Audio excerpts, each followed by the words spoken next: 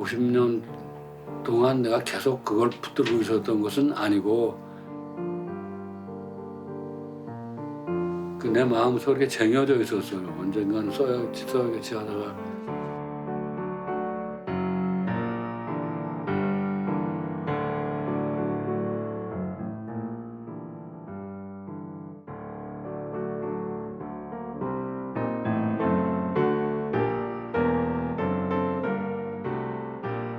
맥없이 무너져간 500년 왕조.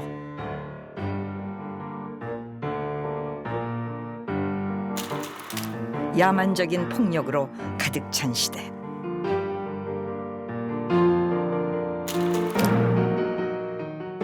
거대한 악에 맞섰던 한 사람.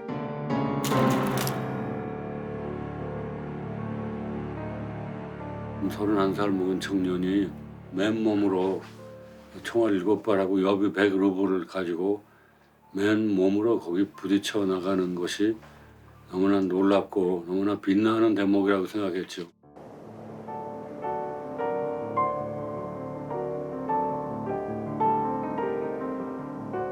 (1909년 10월) 겨울이 시작된 할빈에서 31살 한국 청년은 한 사람을 기다렸다.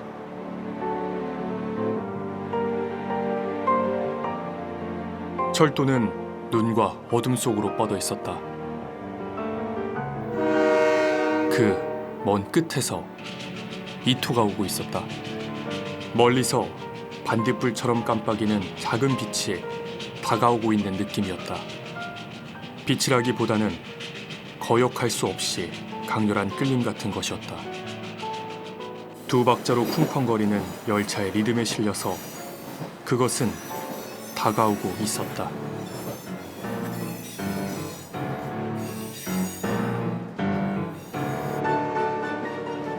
하얼빈에서 만나자.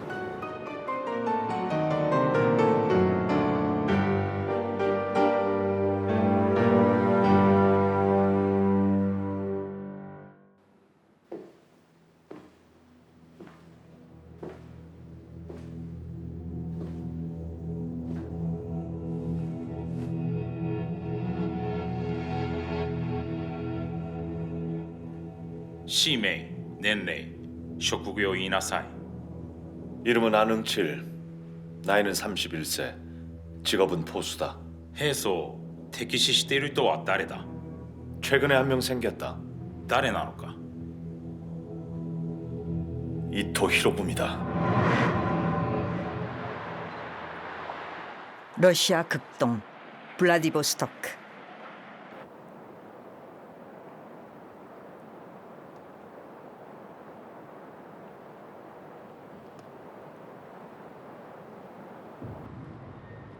시베리아 횡단 철도의 끝이자 만주로 가는 열차의 출발지였던 이곳에서 안중근의 여정이 시작된다.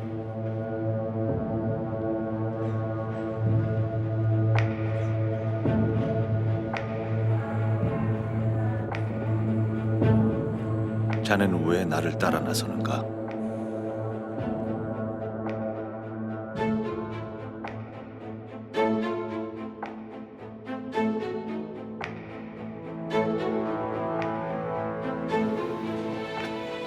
왜 이토를 쏘려고 하는가?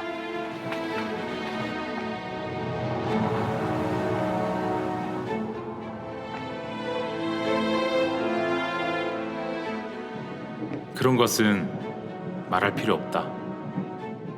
앞으로도 말하지 말자.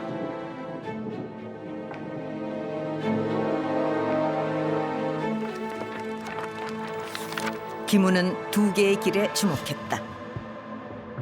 조국을 구할 방법을 찾아 러시아에서 다시 할빈으로 향하는 안중근과 새로운 목표 만주를 시찰하기 위해 할빈으로 가는 이토 히로부미.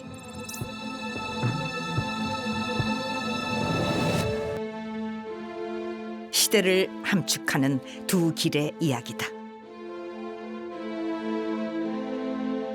나는 안중근의 일대기를 쓸 생각은 없었어요. 그 분의 가장 핵심적인 시간만을 쓰자. 그리고 안중근만을 중심으로 쓰는 것이 아니라 그 당시 동양의 구도 전체를 내 소설 속에다가 집어넣자는 생각을 했지요.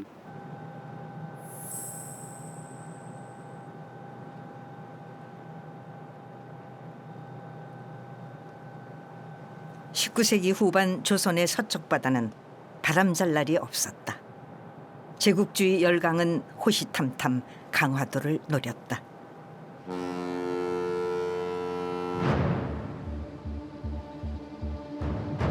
조선은 나라 문을 굳게 걸어 잠궜지만 총포를 앞세운 열강의 무력 앞에 버틸 재간은 없었다.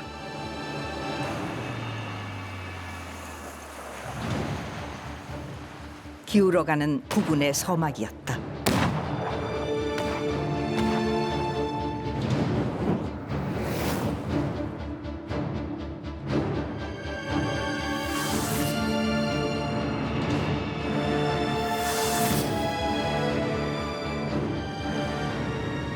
안중근은 1879년 황해도 해주에서 태어나 국권이 침탈되는 혼란과 격변 속에서 살았다.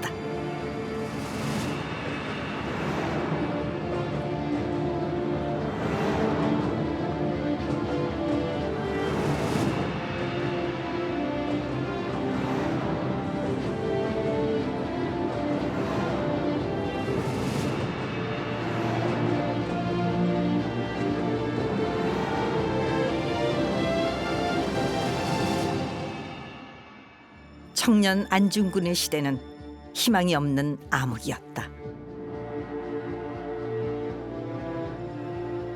안중근은 자신이 처한 시대와 조국의 현실을 정확히 꿰뚫고 있었다.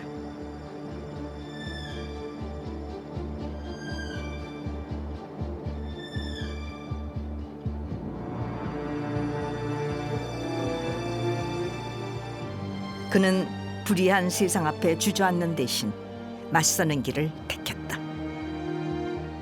알고 있는 것을 실천하는 사람이었다.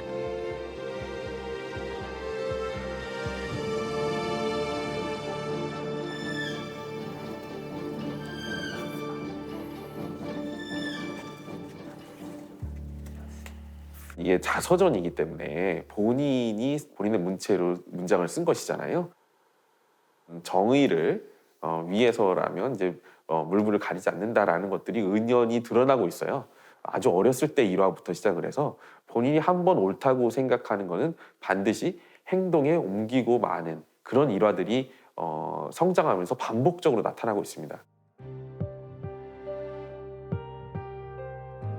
이토 히로부미는 2천만 한국 민족이 일본의 보호를 받고자 원한다고 위로는 일왕을 속이고 밖으로는 열강들의 눈과 귀를 가려 제 마음대로 농간을 부리며 못하는 짓이 없으니 이 어찌 통분할 일이 아니겠습니까? 이 사진은 순종의 그 서북순방 때 찍은 사진이죠. 예. 여기서 지금 순종의 위치가 어디인가요? 여기 예, 네. 여기 안쪽에 있습니다. 예.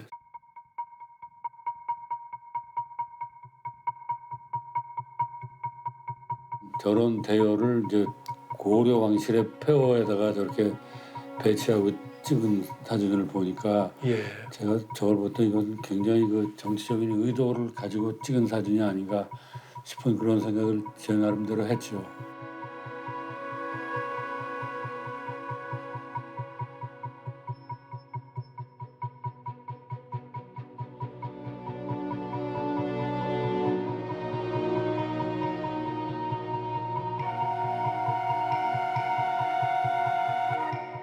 바로 옆에 이제 이토가 있고, 그러니까 뭔가 일본 제국에 의해서 순종이 보호되고 있다라고 하는 개념일 건데, 그 보호라는 말이 다른 말로 하면 컨트롤되고 있다, 통제되고 있다 이 말과 같은 뜻이기도 하거든요. 보호는 컨트롤이니까 뭐 그런 어떤 그 행사 자체에 그런 의도가 분명히 행렬이 있었을 거고요.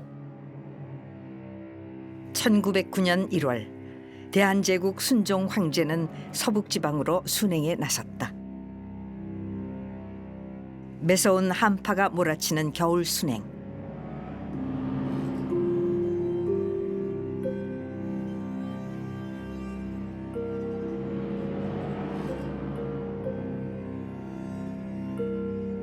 처음부터 순종의 뜻이 아니었다.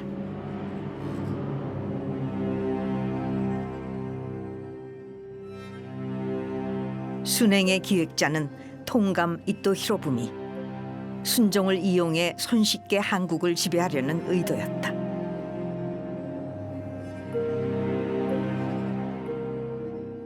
釜山の方、それからウィジュの方に、皇帝寸正を連れて伊藤博文は巡行をしますけれども、皇帝の、権威というものを、利用しつつ、朝鮮の民衆の支配の合意形成をしようというふうにした。韓国民衆、朝鮮民衆はそのように考えなかったわけです。むしろ、当時の流言飛語の中では、釜山に来た時にはですね、伊藤博文が皇帝を日本に拉致しようとする、そのために釜山にまで来たのだというような噂が広がっています。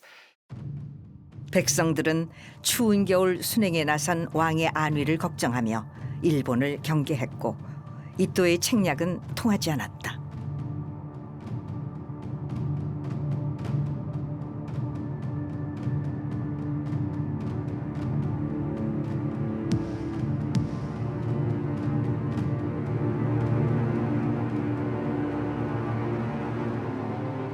조선 사대부들과 자주 상종할수록 이토의 뜻은 도장 쪽으로 기울었다.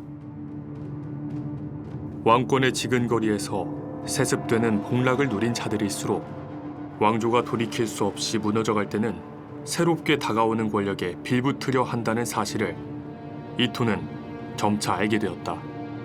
도장을 찍어서 한나라의 통치권을 스스로 넘긴다는 것은 보도 듣도 못한 일이었으나 조선의 대신들은 국권을 포기하는 문서에 직함을 쓰고 도장을 찍었다.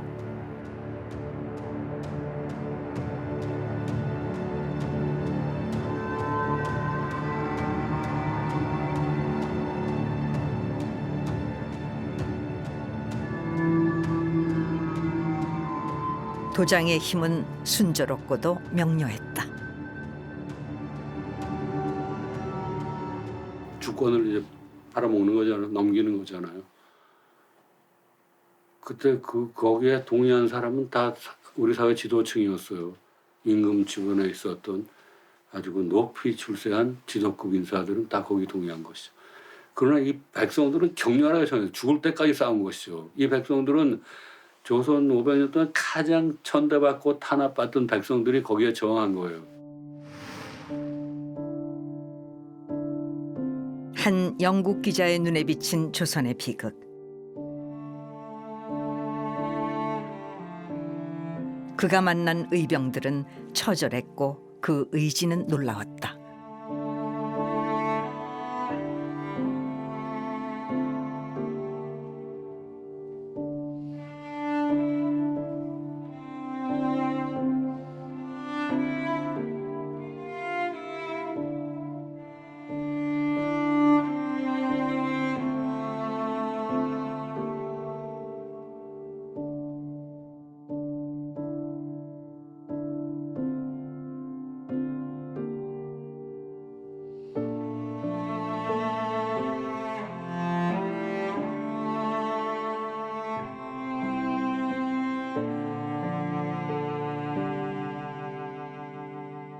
이것만 잔혹하게 탄압받게 받았어. 이토의 시절에. 이토가 조선 동감하던 시절에 그걸 조선 대토벌 작전이라고 해가지고 전국에 내가 써놨지만 이렇게 전국을 그 맷돌에다가 갈듯이 이 자식들 갈아버리라 그랬어요. 맷돌에다 놓고 갈듯이 조선 의병을 갈아라 그랬죠. 그래서 실제로 그걸 실천을 했어요.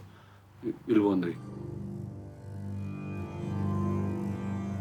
예상치 못한 격렬한 민중들의 저항을 일본은 잔인한 사륙으로 제압했다. 저항이 가장 거셌던 삼남 지역은 초토화됐다.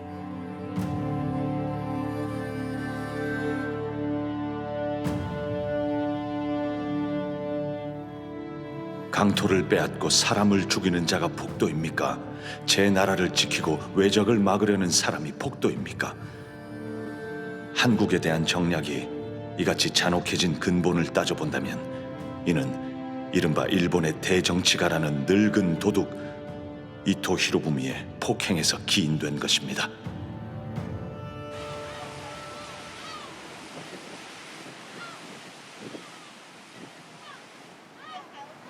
만주와 한국의 지배권을 두고 벌인 러일 전쟁. 그 승리로 얻게 된 다렌.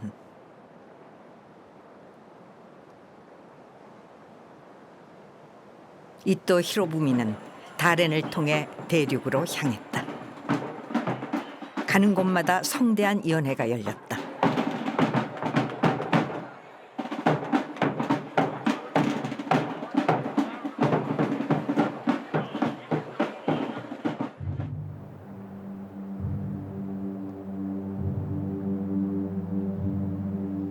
러일 전쟁 최대 공방전이 펼쳐졌던 루이슨.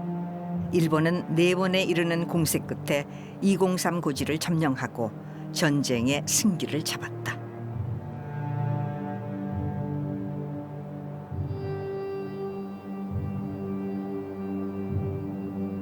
산의 모습이 바뀔 정도로 치열했던 전투는 10.3m 높이의 위령탑으로 남았다.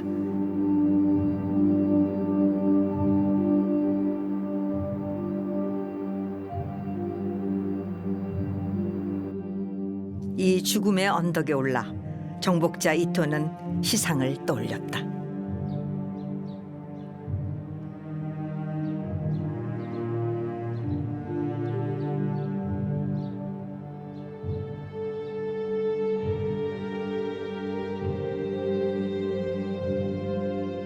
청일 전쟁과 러일 전쟁의 승리로 이토 히로부미는 일본 제국주의의 상징이 됐다. 동양 전체를 그럼 야만이라고 해요. 한국, 한 조선, 중국, 무슨 대만, 인도, 차이나 이런 것들을 다 야만. 이 야만들을 일본의 힘으로 문명 개화시키겠다는 그런 명분을 가진 사람이에요. 근데 그 문명 개화의 그 또 다른 측면이 있어요. 그것은 결국 약육강식을 하자는 거예요. 약육강식. 그게 문명 개화라는 명분과 약육강식이라는 그 야만성을 이도는 같이 갖고 있었던 거죠.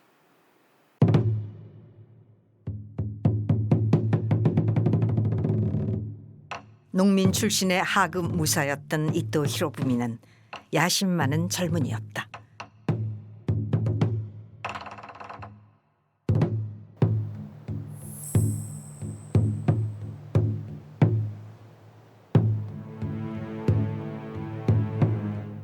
일본 서쪽 야마구치현의 하기는 일본 근대화의 시작, 메이지 유신의 발상지다.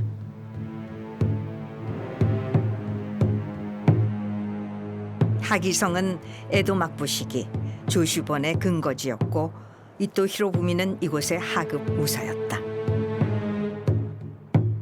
서양 세력이 본격적으로 일본에 등장하던 19세기 중반, 조슈번에는 서양을 배워 서양을 이기자는 목소리가 널리 퍼지고 있었다.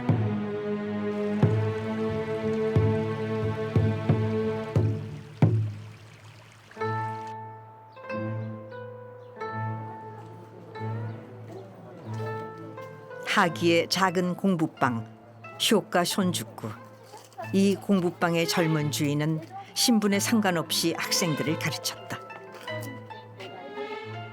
서양의 위력을 일찌감치 깨달은 그는 일왕 중심으로 체제를 변혁하고 해외 침략을 통해 나라를 일으켜 세우자고 주창했다. 요시다 쇼인, 정안론과 대동아 공영론의 토대를 만든 인물이다.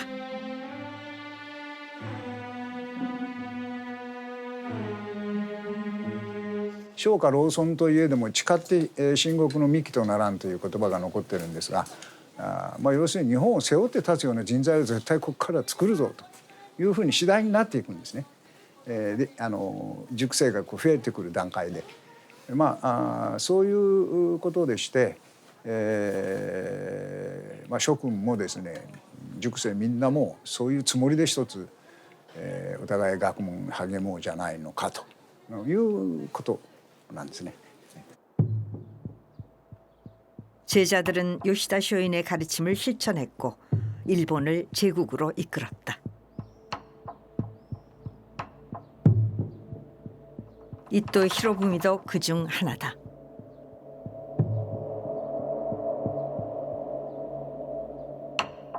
(20대) 초반에 유학이 금지돼 있던 그 시절에 상하이로 밀항해가지고 거기서 영국배를 타고 런던으로 가서 거기서 유학을 합니다. 런던에서 서양 문명의 힘을 체감한 이토는 메이지 유신에 매진했다. 한마디로 얘기하면 부국 강병이죠. 경제적으로는 산업혁명, 공업화를 달성해서 그리고 무역을 해서 나라의 부를 크게 증강시키고, 그죠? 그다음에 제국주의 시대니까 자기 나라를 지켜야 되잖아요. 그러니까 강한 군사력을 유지해야 되는데 강한 군사력에는 어마어마한 돈이 들잖아요. 그걸 한 게 메이지 유신인 거고. 이토는 대규모 사절단의 일원으로 미국과 유럽을 방문하고 서양 문물을 도입해 일본의 근대화를 완성했다. 그의 계획은 한반도와 대륙 침탈로 뻗쳐나갔다. 일본이 어떻게 변하느냐면 문명 개화, 그러니까 근대화, 문명 개화를 하는데 니네가 정 못하겠으면 우리가 군사적으로 들어가서 대신 해버리겠다. 그러니까 이 선을 넘어버린 거죠.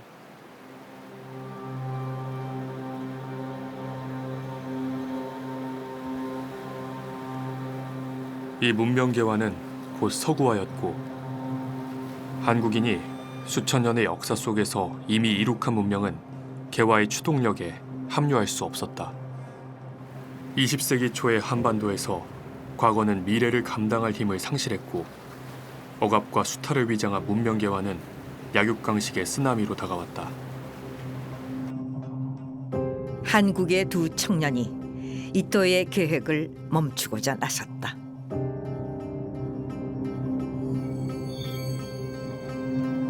(1909년 10월 21일) 열차가 블라디보스토크를 출발했다. 흔들리는 3등 객차 안에서 그들은 무너져가는 조국과 권총의 무게를 느꼈을 것이다.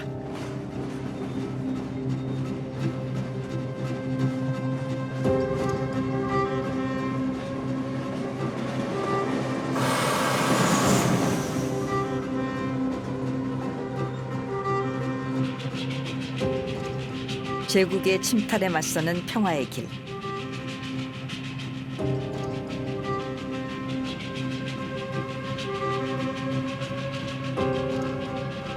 안중근의 길은 할빈에 먼저 닿았다.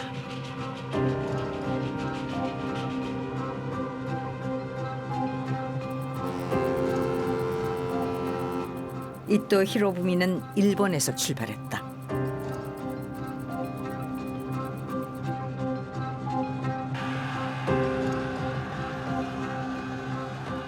침략으로 획득한 남만주 철도를 시찰하고 할빈에서 러시아 재무상을 만날 계획이었다.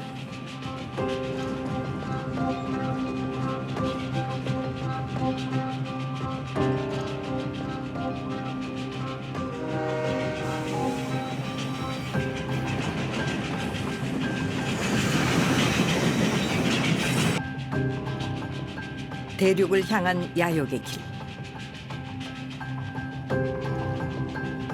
이토의 그 길 끝에서 안중근이 기다리고 있었다.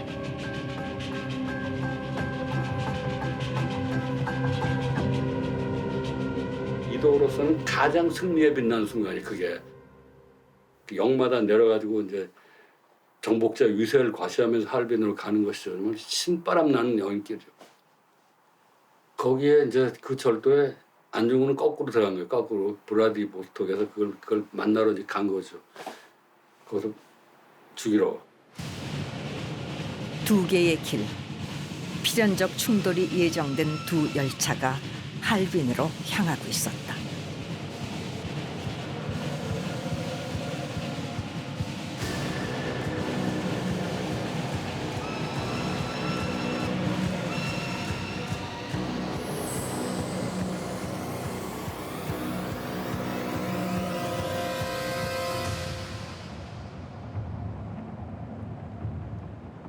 가늠할 수 없을 만큼 거대한 이 얼음 도시에선 20세기 초 열강의 힘이 끝없이 부딪혔다.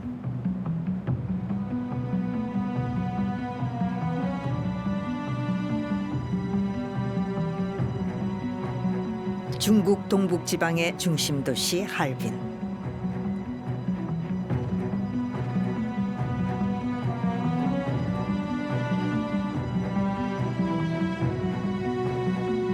러시아의 유산이 고스란히 남아있는 할빈은 동양의 모스크바로 불린 국제적인 도시였다.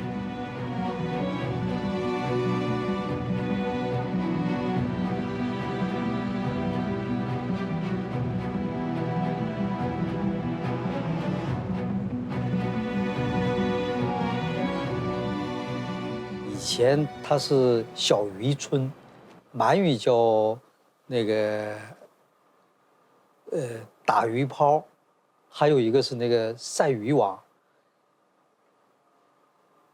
这样的小地方，后来这个中东铁路进来了，它就发展成了一个急速发展成一个城市。 1898년 러시아는 시베리아 횡단 철도를 연장하는 동청 철도를 중국에 건설했다. 할빈은 그 거점 도시였다.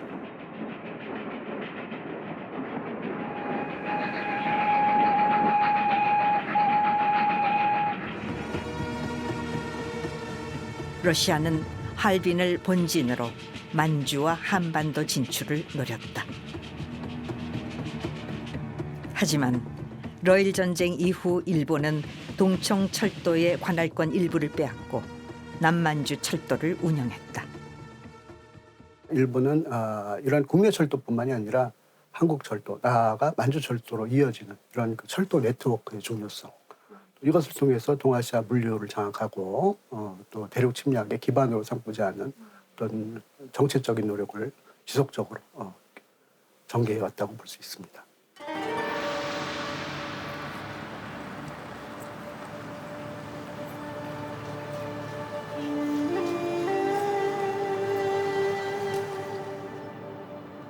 철도의 혈맥을 따라 대륙으로 팽창하는 제국.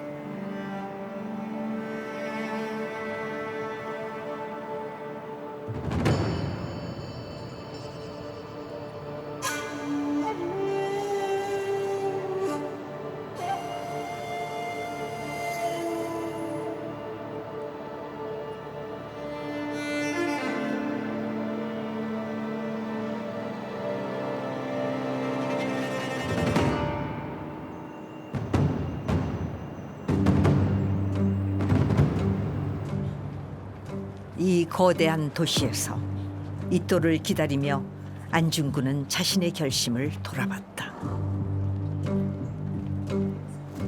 이토를 어떻게 해서든지 눌러야 한다는 생각이 언제부터 마음에 자리 잡은 것인지는 확실하지 않았다. 확실하지 않았으나 분명히 자리 잡고 있었다. 이토의 목숨을 제거하지 않고서 그것이 세상을 헝클어뜨리는 작동만을 멈추게 할 수는 없을 것이었다.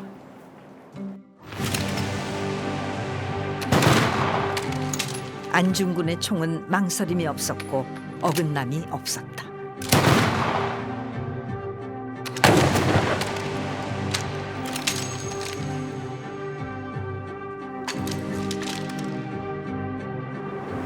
그의 오른손을 벗어난 총알은 정확히 이토의 몸에 들어가 박혔다.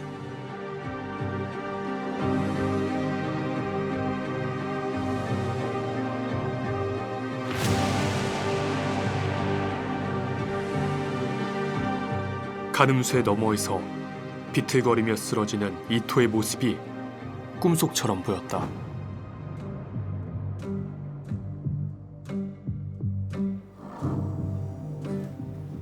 이토는 하얼빈역 철로 위에서 죽었다.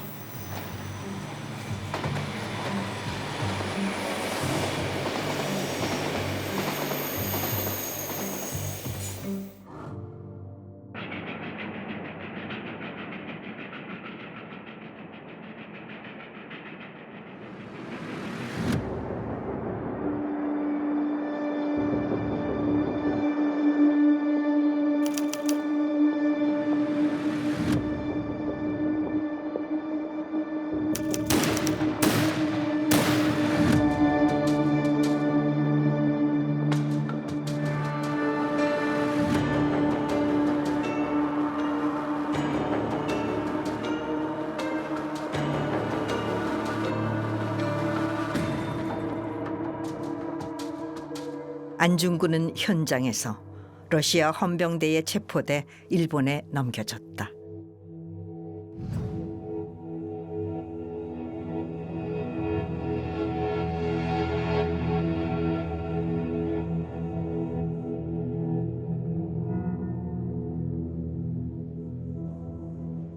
伊藤公がどうなったのかは知っているのか。 전혀 모른다. そなたの命はどうするつもりだったのか。 그것은 깊이 생각한 적이 없다. 나는 이토를 살해한 후 법정에서 이토의 죄악을 낱낱이 진술하고 나 자신은 일본 측에 일임할 생각이었다. 안중근은 한국의 왕권을 유린하고 조약으로 국권을 침탈한 이토의 죄상을 15개 항목으로 낱낱이 고발했다.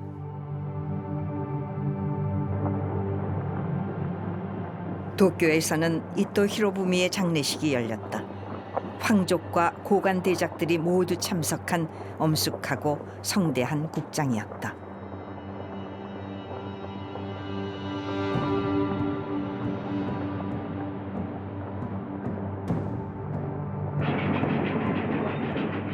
안중근은 이토가 온 철도를 거슬러 루이순으로 호송됐다. 일본은 자신들이 지배하는 루이순 땅에서 안중근의 거사를 왜곡할 계획이었다. 전략은 이거예요. 안중근은 이도의 그 문명 개화론, 이도의 그 거룩한 뜻, 거룩한 동양의 평화를 가져오려는, 동양 평화를 실현하는 거룩한 뜻을 모르고 이렇게 순전히 무지 몽매한 상태에서 이도를 쏜 것이다. 검찰관 미조부치 다카오는 안중근에게 식민 지배의 정당성을 지속적으로 강요했다.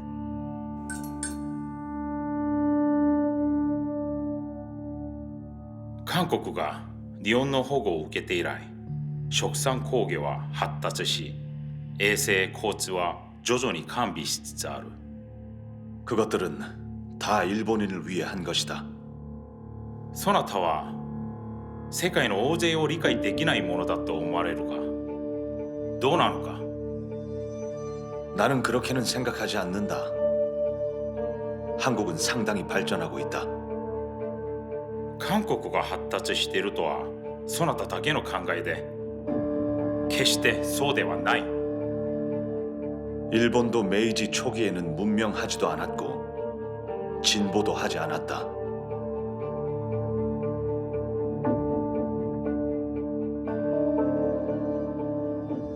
안중근의 말은 11번의 신문과 5번의 공판 기록 속에 출렁이고 있다. 안중근의 말은 짧고 간명하다.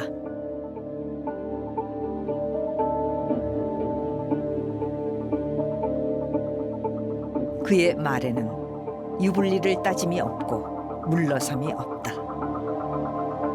이토의 죄악과 동양 평화, 그리고 한국의 독립. 안중근은 그것을 말하고 또 말했다. 총을 쏘기 위해서 한 게 아니고 이 말을 하기 위해서 한 거다. 말. 법정을 열어놓고 전 세계의 언론과 기자들의 주목을 받는 데서 이도의 죄악을 성토하고 일본의 죄악을 성토하고 조선 독립의 정당성을 말하려고 한 것이다. 하이라이트 핵심문은 총에 있는 게 아니고 말에 있는 건 말. 1910년 2월 7일 중국 루이순에서 안중근의 재판이 시작됐다.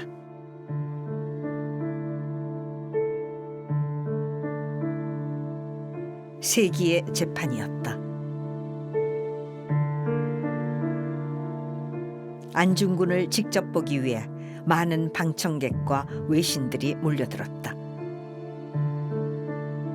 일본은 재판 절차를 통해 자신들이 문명국임을 대내외에 과시하고 안중근을 무지한 살인자로 몰아가려 했다.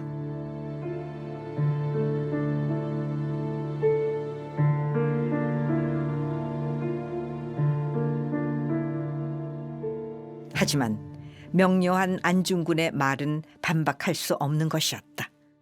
나는 단지 소란을 피우려고 이토를 죽인 것이 아니다. 나의 큰 목적을 발표하는 하나의 수단으로서 한 것이다. 이번 거사는 나 개인을 위해 한 것이 아니고 동양 평화를 위해 한 것이다. 안중근의 동양 평화는 무엇이었을까? 한국을 포함한 동양 각국이 독립된 주권을 갖고 서로 자율적으로 교류하고 협력하는 세상. 안중근의 동양 평화는 이토 히로부미로 대변되는 약육강식의 질서와는 다른 세계다.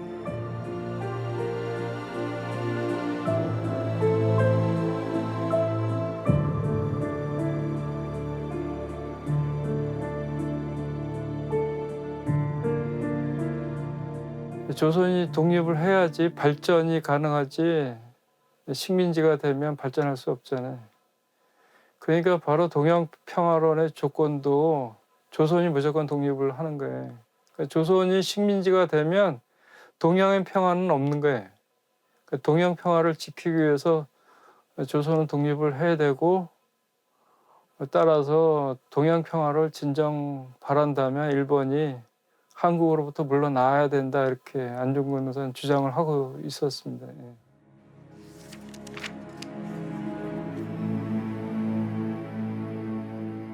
한국의 독립을 공고히 하는 것은 나의 평생의 목적이며 또 평생의 일이다. 무릇 세상에는 작은 벌레라도 자신의 생명과 재산의 안전을 빌지 않는 것이 없다. 하물며 인간된 자는 그것을 위해서는 10분 진력하지 않으면 안 되는 것으로 생각한다. 그런데 이토가 통감으로써 하는 짓은 입으로는 평화를 위한다고 하나 실제는 그것에 반하고 있다.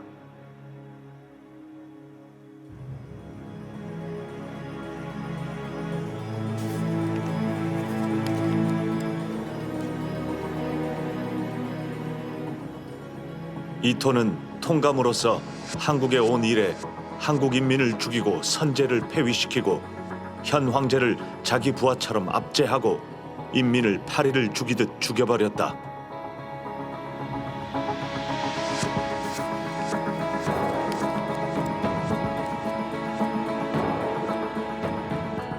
나는 이렇게 생각하고 기회를 기다려 없애버리려고 하던 차에 이번에 하얼빈에서 그 기회를 얻었으므로 일찍부터 계획한 목적에 의해 이토를 살해한 것이다.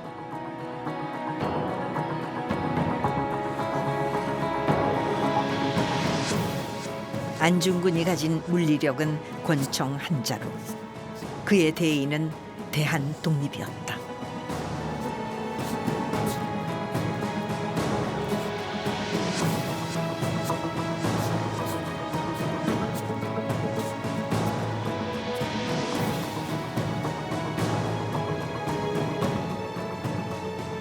안중근의 총은 곧 말이었다.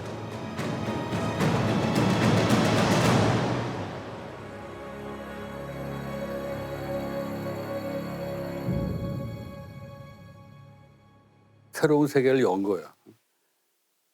새로운 세계를. 이게 세계가 이렇게 아니고 다른 세계도 있구나 하는 걸 인간들에게 알려준 것이죠.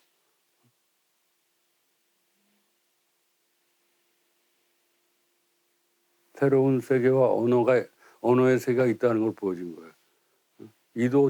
이도처럼 여기다 패권을 만들어야 이게 인간 세상이 되는 게 아니고 각자 독립해서 자율적으로 살아가는 또 다른 세계가 있다는 거를 인류한테 가르쳐 준 거예요. 거기서 총을 쏴가지고.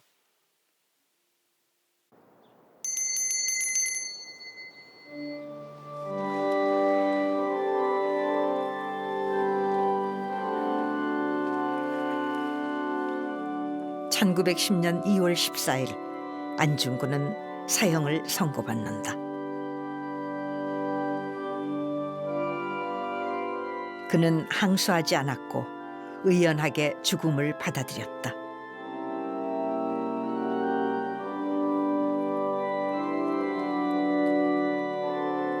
죽음을 앞둔 안중근은 자신에게 세례를 해준 빌렘 신부를 만나고자 청했다.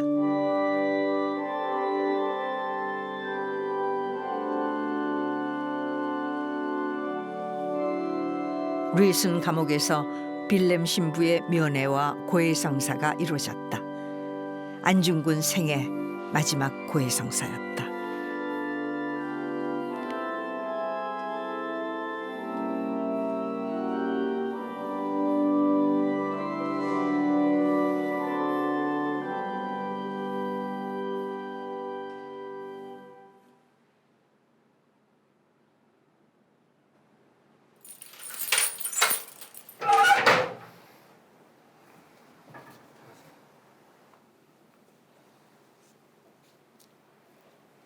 서른한 살 청년 안중근의 가장 강렬했던 순간이 여기 사진 속에 담겨 있다.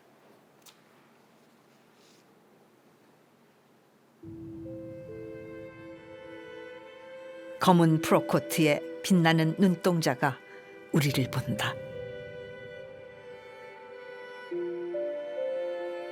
생애 마지막 날, 안중근은 어머니가 보낸 하얀 명주 두루마기를 입었다.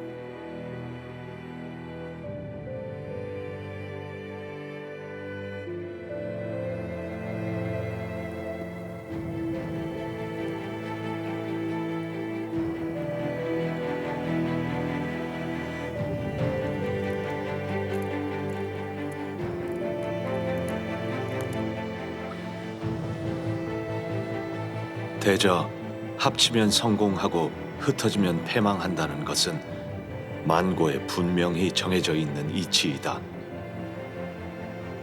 지금 세계는 동서로 나뉘어져 있고 인종도 각각 달라 서로 경쟁하고 있다.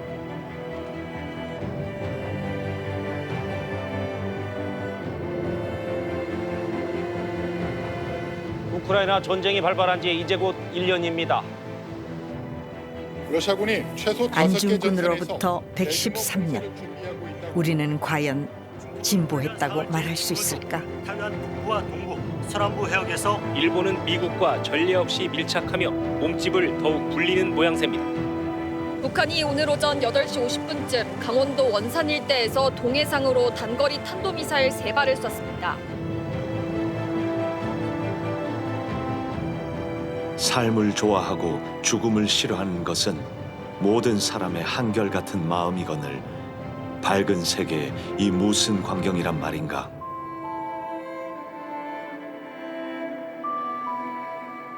어찌 수수방관하고 앉아서 동양 전체가 까맣게 타 죽는 참상을 기다리기만 할 것인가.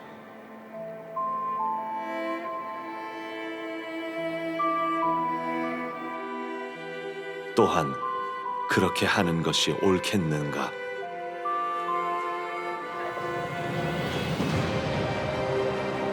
안중근은 말했고 지금도 말하고 있다. 그의 말은 그의 시대를 넘어 우리를 향해 다가오고 있다.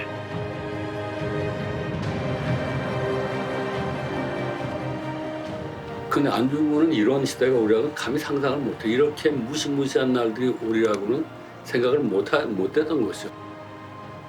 안중근뿐 아니라 그때는 아무도 그런 생각을 못했어요. 악의 클라이막스까지 온 거야 지금. 저쪽은 이제 핵 강국이 됐잖아. 우리 경제 강국이 되고 세 강대국들하고 동맹을 해서 뿔럭이 돼가지고 지금 어떻게 될지 모르. 전쟁이 나면 이제 다 양쪽에 다 개박살이 나게 된 거지. 그러니까 안중근의 그 평화에 대한 절규는 지금 더 간절하게 들리는 거예요.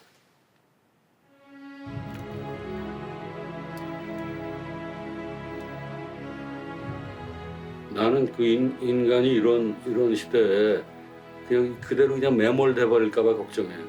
여기서 그냥 주저앉아서 끝낼까 봐 걱정하는 것이죠.